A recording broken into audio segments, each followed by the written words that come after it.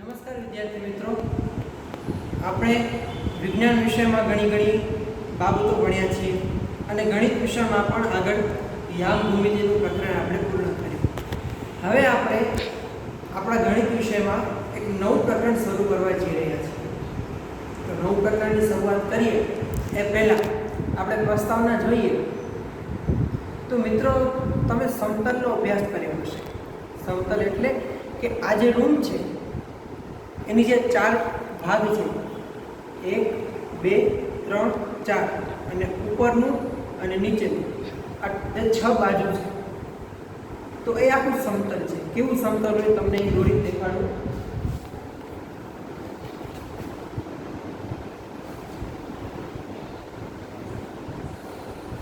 માનો કે આ એક રૂમ છે, તો એ રૂમને આખું જે આ રચના બની એને આપણે કહીશું સમતલ. આને સમતલ કહેવાય.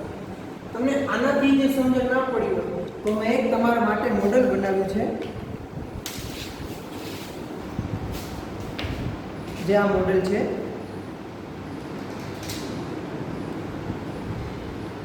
આ આખું કહેવાય સમતલ. તમે જોઈ શકો છો કે તમને એક ઓરડા જેવી રચના જોવા મળે છે. ઓરડો.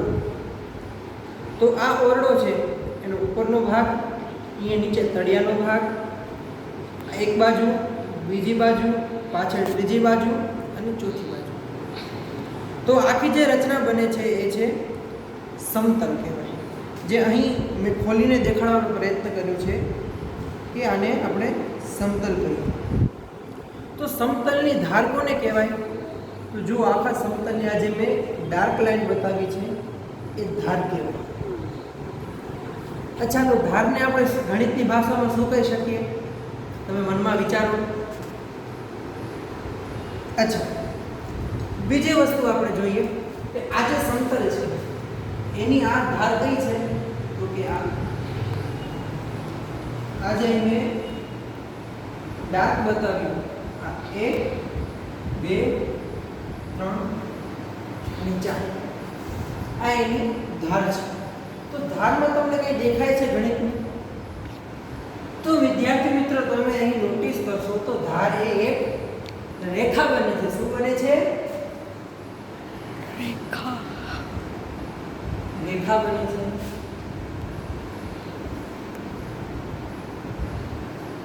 આ બીજી રેખા બની, આ ત્રીજી રેખા બની,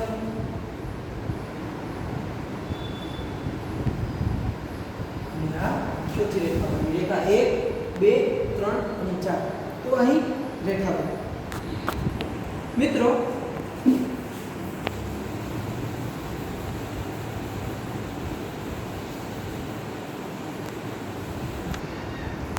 તમે અહીં જોયું. તો ઘણીવાર તમે જોયું હશે કે એન્જિનિયર હોય એ મકાનના નકશાઓ બનાવતા. તો એ મકાનના નકશા બનાવવામાં સૌપ્રથમ શું ઉપયોગ કરશે? દાખલા તરીકે માનો કે હું એન્જિનિયર છું અને મારે અહીં મકાનનો નકશો બનાવવો છે.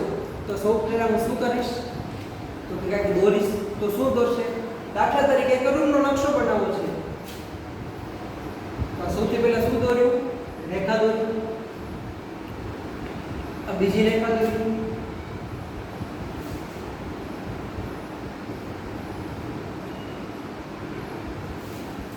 આવી રીતે રેખા દોરી. આગળ જે એને રચના બનાવી હશે, જેવા રૂમ બનાવવા હશે, જેવી બિલ્ડિંગ બનાવી હશે, એવી રચના આગળ બનાવશે. તો સૌપ્રથમ એન્જિનિયરે શું દોર્યું? અહીં રેખા દોરી. અચ્છા, તમે વિજ્ઞાન વિષયમાં ભણ્યા છો પ્રકાશનું પરાવર્તન અને વક્રીભવન. તો પ્રકાશનું પરાવર્તન થાય, પ્રકાશનું વક્રીભવન થાય, આ જે ઘટનાઓનો તમે અભ્યાસ આગલા ધોરણમાં કર્યો હશે. તો એનામાં તમે કિરણ જોયું હશે.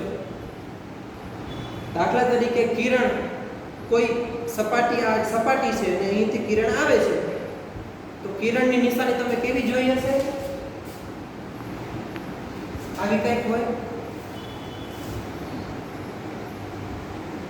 આ કોઈ વસ્તુ છે અથવા તો લેન્સ છે, તો એનામાંથી જે પ્રકાશના કિરણો આવશે, તો એ પ્રકાશના કિરણો કેવા હશે? એની નિશાની આ છે. તો આને શું કહેવાય? રેખા કહેવાય. અચ્છા, અને આપણે કિરણ કહીએ છીએ, પણ સાદી ભાષામાં આપણે એને રેખા બતાવીએ છીએ. તો રેખા હોય કે કિરણ હોય. હવે વિદ્યાર્થી મિત્રો બીજી આપણે વાત કરીએ. આ વાત આપણે કરી. તો મિત્રો આપણે અહીં રેખા જોઈ, જે રેખાની નિશાની જોઈ. હવે જો આજે મેં રેખા બનાવેલી છે, આ રેખાના એક ભાગને અહીંયાથી આમ ઉપર લઈ જાઉં તો અહીં શું બનશે? અચ્છા, આ ભાગને હું આ બાજુ લઈ જાઉં તો શું બનશે? ખૂણો. અહીંયાથી આ રેખાને હું આમ લઈ જાઉં તો અહીંયા શું બનશે?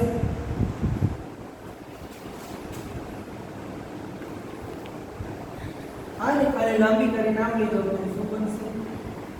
રેખા. ખૂણો. જો તમે આગળના ધોરણમાં ભણ્યા છો એના આધારે તમે શ્યોરલી કહી શકતા હશો કે અહીંયા જે બને છે લઘુકોણ. શું બને છે? ખૂણા. શું બને છે મિત્રો? ખૂણા. તો અહીં જે આપણે પહેલા રેખા બતાવી અને રેખાને ઉપર લઈ ગયા, આગળ લઈ ગયા, નીચે લઈ ગયા, તો અહીં જે રચના બનીને આપણે કહેતા ખૂણા. તો મિત્રો આપણું ગણિતનું ખૂબ જ રસપ્રદ અને ઘણી માહિતીપ્રદ એવું ચેપ્ટરનું નામ છે રેખાઓ અને ખૂણાઓ. તો આપણે આ ચેપ્ટરમાં રેખાઓ અને ખૂણાઓનો અભ્યાસ કરીશું. તો આપણા ચેપ્ટરનું નામ છે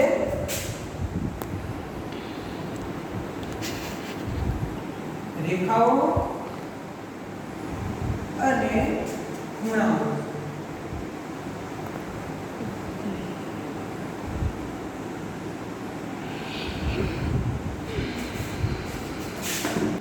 તો વિદ્યાર્થી મિત્રો આપણે આપણા ચેપ્ટર સુધી આપણે પહોંચ્યા, આપણે સફર કરી. આપણે રેખાઓ અને ખૂણાઓ આ ચેપ્ટરને જોયું કે કઈ રીતે આ ચેપ્ટરમાં આપણે ભણીશું અને એનો આપણે અભ્યાસ કરીશું. હવે આ ચેપ્ટરમાં અગત્યની જે વાત છે કે જે શરૂઆતનું જે મથાળું કહેવાય એ છે મૂળભૂત પદો અને વ્યાખ્યાઓ. જો આ બાબતનો આપણને ખ્યાલ હોય તો આપણે આ ચેપ્ટરને આગળ બરાબર રીતે સમજી શકીએ. તો સૌપ્રથમ આપણે મૂળભૂત વ્યાખ્યાઓ અને પદોમાં થોડું પુનરાવર્તન કરી લઈએ. કે તમે 5મા નંબરનું ચેપ્ટર ભણ્યા હશો, યુક્લિડની ભૂમિતિ અથવા તો યુક્લિડની પૂર્વધારણા. તો એનામાં તમે બિંદુ રેખાનો અભ્યાસ કરેલો હશે. આપણે એ થોડું પુનરાવર્તન કરી લઈએ કે બિંદુ એટલે શું થાય.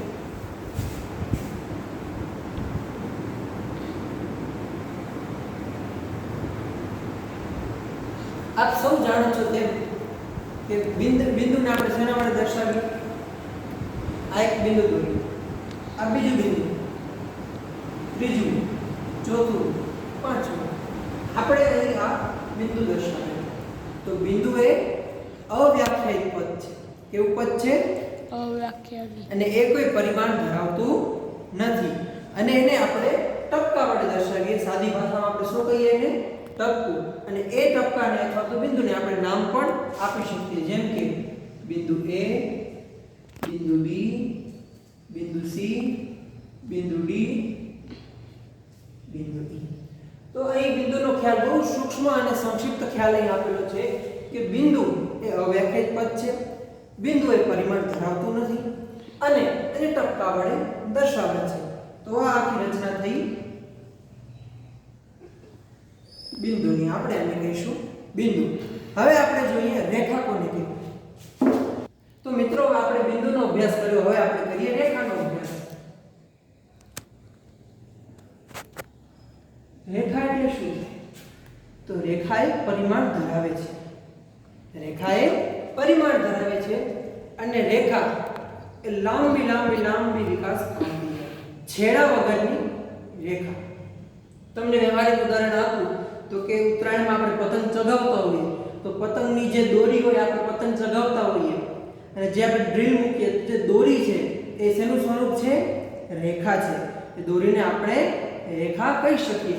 આપણે આગળ જે જોયું હતું સમતલ, કે સમતલની જે ધાર છે એને આપણે રેખા કહીએ. હવે આ ધાર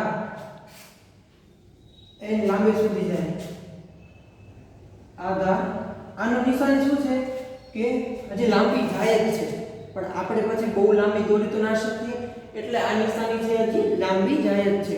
તો રેખા એ કેવું પદ છે? પરિમાણ ધરાવતું પદ છે. અને જે ધાર છે સમતલની એ આથી રેખા આપણે બતાવી શકીએ. તો મિત્રો આપણે બિંદુ અને રેખાનો અહીં અભ્યાસ કર્યો. તો વિદ્યાર્થી મિત્રો હવે આપણે બિંદુ અને રેખાનો તો અભ્યાસ કર્યો, બિંદુ અને રેખા વચ્ચેનો અભ્યાસ કરીશું. બિંદુ અને રેખા વચ્ચેનો અભ્યાસ.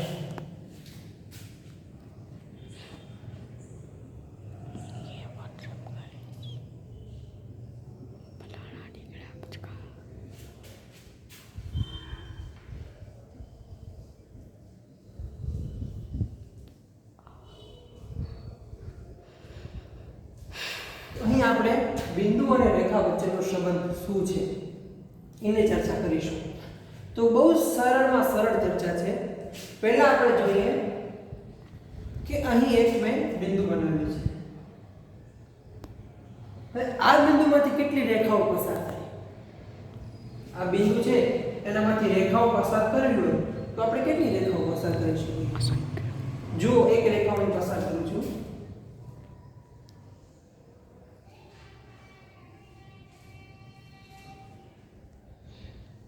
આ બીજી રેખા, આ ત્રીજી રેખા, આ ચોથી રેખા, આ પાંચમી રેખા, આ છઠ્ઠી રેખા, આ સાતમી રેખા. હજી તમને દોરવી તો કેટલી મૂકી શકો? અંદર અંદર અંદર. આ તો આટલો ભાગ છે આની અંદર, પણ આપણે મૂકી હોય તો કેટલી અસંખ્ય મૂકી શકાય? તો એક જ બિંદુમાંથી આપણે અસંખ્ય, ગણી ના શકાય એટલી બધી અસંખ્ય રેખાઓ દોરી શકીએ. તો અહીં આપણે એ જોવાનું છે બિંદુ અને રેખા વચ્ચેનો સંબંધ. અહીં આપણે જોયો કે એક અને માત્ર એક બિંદુમાંથી કેટલી રેખાઓ દોરી શકાય? અસંખ્ય રેખાઓ દોરી શકાય. હવે આપણે બે બિંદુમાંથી કેટલી રેખા દોરી શકાય એના વિશે અભ્યાસ કરીએ. હવે આપણે બે બિંદુનો અભ્યાસ કરીશું.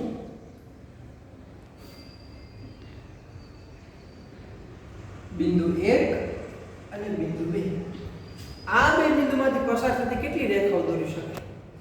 એવી રેખા દોરવાની છે કે એ રેખામાં બંને બિંદુ આવી જાય. આપણે એવી રેખા દોરીએ.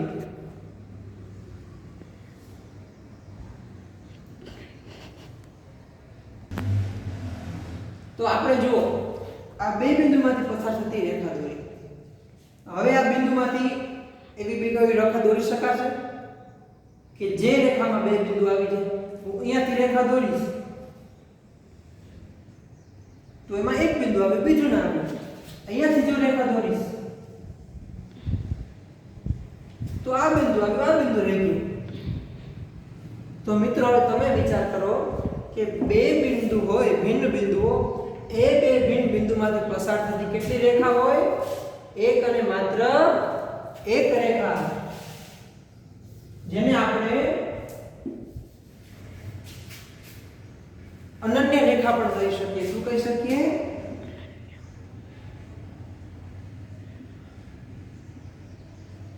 અનન્ય રેખા એટલે એક અને માત્ર એક, બીજી રેખા બને નહીં. તો તમને પરીક્ષામાં પૂછાઈ શકે એક માર્ક્સમાં કે બે ભિન્ન બિંદુમાંથી પસાર થતી કેટલી રેખાઓ મળે? તો તમારે કહેવાનું એક અને માત્ર એક જ. તો મિત્રો આપણે એક બિંદુ, બે બિંદુની ચર્ચા કરી. હવે આપણે ત્રણ બિંદુઓ માટે ચર્ચા કરીશું. તો એ ત્રણ બિંદુ માટે ચર્ચા કરીએ કે ત્રણ બિંદુમાંથી કેટલી રેખાઓ પસાર થાય. તો એના પહેલા આપણે સમરેખ બિંદુ અને અસમરેખ બિંદુ એનો અભ્યાસ કરવો પડશે. કદાચ હું માનું છું ત્યાં સુધી તમે આગલા ધોરણમાં ભણી ગયા છો, પણ તોય આપણે એકવાર એનું પુનરાવર્તન કરી લઈએ. સમરેખ બિંદુઓ એટલે કેવા બિંદુઓ થાય?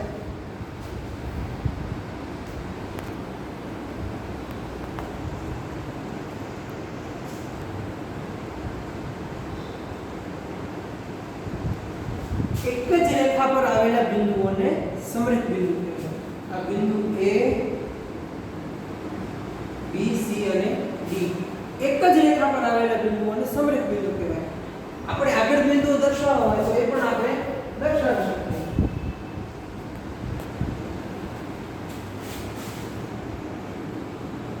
બિંદુ D પછી E, બિંદુ F, બિંદુ G. તો આ જે દરેક બિંદુઓ એ એક જ રેખા પર આવેલા છે અથવા તો આ જે ક્રમમાં આવેલા હોય બિંદુ એનામાંથી આપણે એક રેખા દોરી શકીએ, એને કહેવાય સમરેખ બિંદુઓ. પરીક્ષામાં પૂછાય કે સમરેખ બિંદુઓ એટલે શું, તો આપણે સરળતાથી કહી શકીએ કે એક જ રેખા પર આવેલા બિંદુઓને સમરેખ બિંદુ કહેવાય. અચ્છા, અસમરેખ બિંદુ કોને કહેવાય? તો કે આનાથી ઉલટું, એક જ રેખા પર ના આવેલા હોય બિંદુઓ એને કહેવાય અસમરેખ બિંદુઓ. એક જ રેખા પર આવેલા બિંદુઓને સમરેખ બિંદુઓ અને એક રેખા પર ના આવેલા બિંદુઓને અસમરેખ બિંદુ. કેવા હોય તો જુઓ, A બિંદુ, B બિંદુ, C બિંદુ, D બિંદુ. હવે તમે આની રેખા દોરવા જાશો, આ રેખા ન કહેવાય, કારણ કે રેખા સીધી હોવી જોઈએ. તો અહીં આપણે એનામાંથી રેખા દોરી શકતા નથી. તો આ બિંદુને કહીશું આપણે અસમરેખ બિંદુઓ. અહીં જે એક જ રેખામાં છે સમરેખ બિંદુઓ અને એક રેખામાંથી નથી, અલગ અલગ છે બિંદુઓને અસમરેખ બિંદુઓ. તો તમને અહીં વિદ્યાર્થી મિત્રો સમરેખ અને અસમરેખ બિંદુઓનો ખ્યાલ આપણે સ્પષ્ટ કર્યો. તો મિત્રો આપણે સમરેખ અને અસમરેખ બિંદુઓની ચર્ચા કરી. હવે આપણે એક બિંદુમાંથી બે બિંદુમાંથી જેમ અભ્યાસ કર્યો તો કેટલી રેખા દોરી શકાય, હવે આપણે ત્રણ બિંદુમાંથી કેટલી રેખા દોરી શકાય એનો અભ્યાસ કરીશું.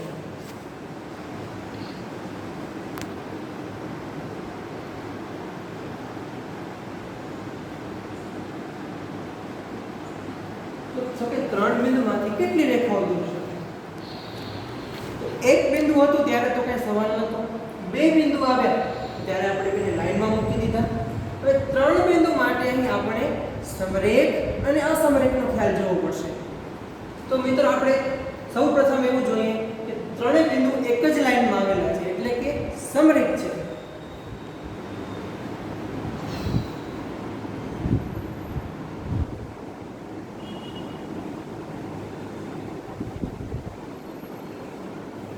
સમરેખ બિંદુ માટે તો ત્રણ બિંદુને આપણે એક જ લાઈનમાં દર્શાવીશું.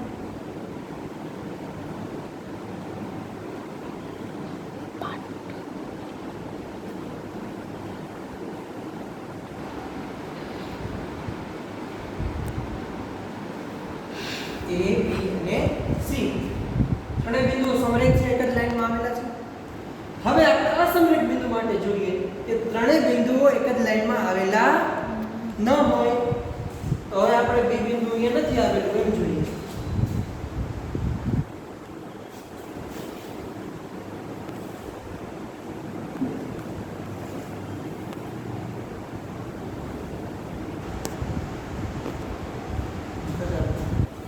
હવે જે આપણે સમરેખ બિંદુની ચર્ચા કરી, હવે આ ત્રણ બિંદુ અસમરેખ હોય એટલે કે એક જ રેખામાં આવેલા ન હોય તો એનામાંથી કેટલી રેખા દોરી શકાય? તો હવે વિદ્યાર્થી મિત્રો તમે જોજો કે આ બે બિંદુ એક જ રેખામાં આવેલા છે તો આપણે એક રેખા દોરશું.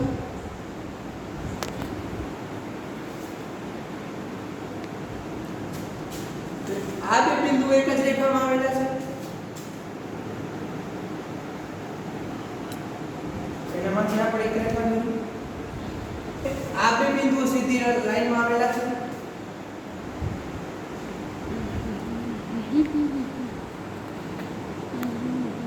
તો આપણે રેખા દોરી. હવે તમે વિચારો, હવે કઈ શક્યતા છે A થી C માં રેખા દોરાઈ ગઈ, A થી B માં દોરાઈ ગઈ, C થી A માં દોરાઈ ગઈ, B થી A માં દોરાઈ ગઈ. હવે અહીં રેખા બનશે કે નહીં બને? તો હવે આપણે અહીંયા આપી દઈએ અસમરેખ બિંદુઓ માટે કેટલી રેખા બનશે? 1 2 અને 3. જો ત્રણ બિંદુમાંથી કેટલી રેખા પસાર થાય એવું કહે તો આપણે બે શક્યતા છે. એક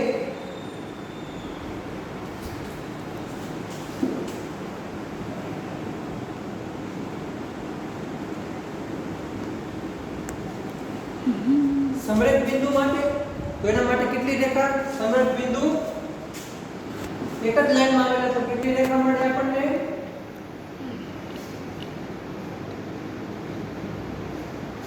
એક રેખા મળે. અને જો ત્રણેય બિંદુ અસમરેખ હોય તો કેટલી રેખા મળે? 3 રેખા મળે.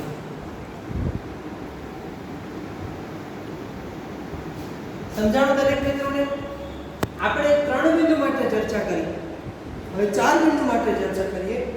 4 બિંદુ હોય તો એનામાંથી કેટલી રેખાઓ મળે? તો હવે મિત્રો આપણે 4 બિંદુઓમાંથી કેટલી રેખાઓ પસાર થાય એની ચર્ચા કરીએ.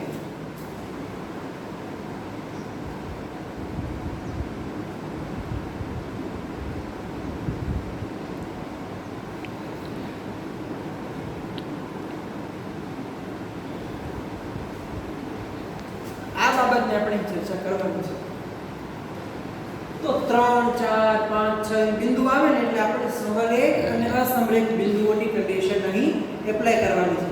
તો પહેલી કન્ડિશન આપણે જોઈએ કે ચારે બિંદુઓ સમરેખ હોય એટલે કે ચારે બિંદુઓ એક જ રેખામાં આવેલા હોય. બિંદુ A,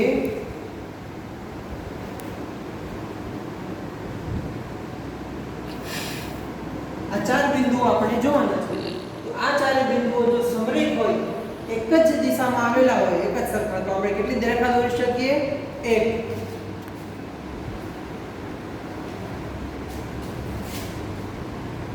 તો તમને અહીં દેખાય છે સમરેખ રેખા.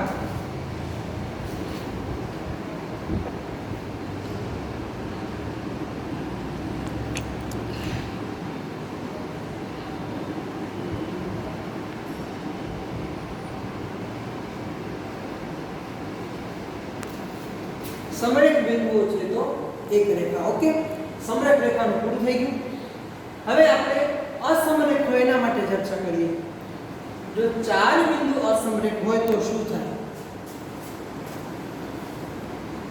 4 બિંદુ સમરેખનો અભ્યાસ કરે. હવે આપણે એવી કન્ડિશન લઈએ કે 3 બિંદુ સમરેખ હોય અને એક બિંદુ અસમરેખ હોય. સમજાય છે? જો 3 બિંદુ એક જ રેખામાં આવેલા હોય,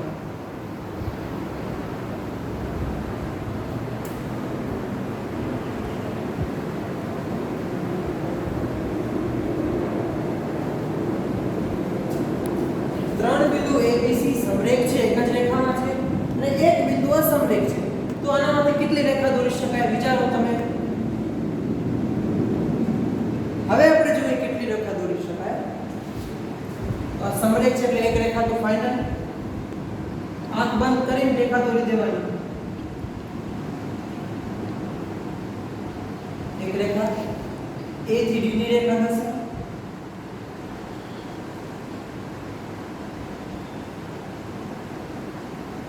B થી D ની રેખા થશે.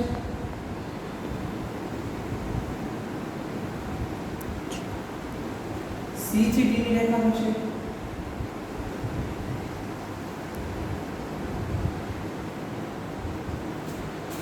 હવે અહીંયા જો કઈ બાકી રહે છે કોઈ રેખા દોરવાની? 3 બિંદુ સમરેખ, એક બિંદુ અસમરેખ, એક રેખા, આ બીજી, ત્રીજી અને ચોથી. તો 3 બિંદુ અહીંયા આપણે લખીએ. 3 બિંદુ સમરેખ અને એક બિંદુ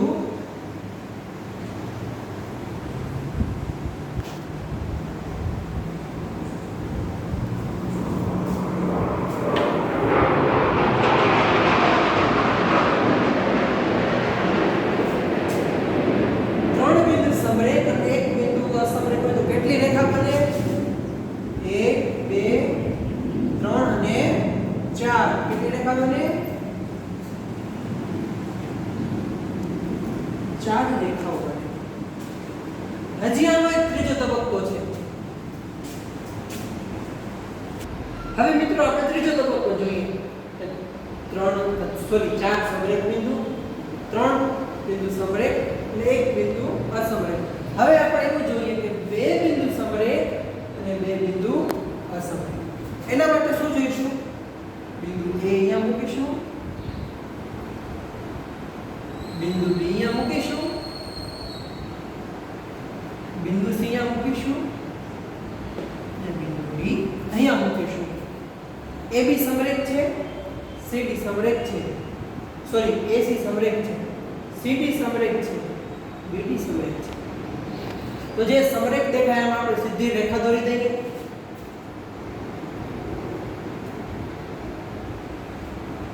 રેખા નંબર 1 આ CD માંથી એક રેખા દોરી દઈએ. રેખા નંબર 2 જો સમરેખને જ જોવાનું છે આપણે.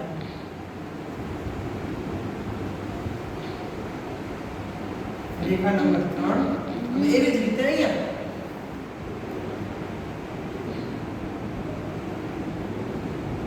રેખા નંબર 4. હવે કે તમને લાગે છે કે કઈ રેખા દોરવાની બાકી હોય? દોરાશે હજી રેખા કે નહીં દોરાય? વિચારો મનમાં. વિદ્યાર્થી મિત્રો અહીં આપણે 4 રેખા દોરી પણ હજી 2 શક્યતાઓ છે. જુઓ A અને D માંથી એક રેખા બનશે,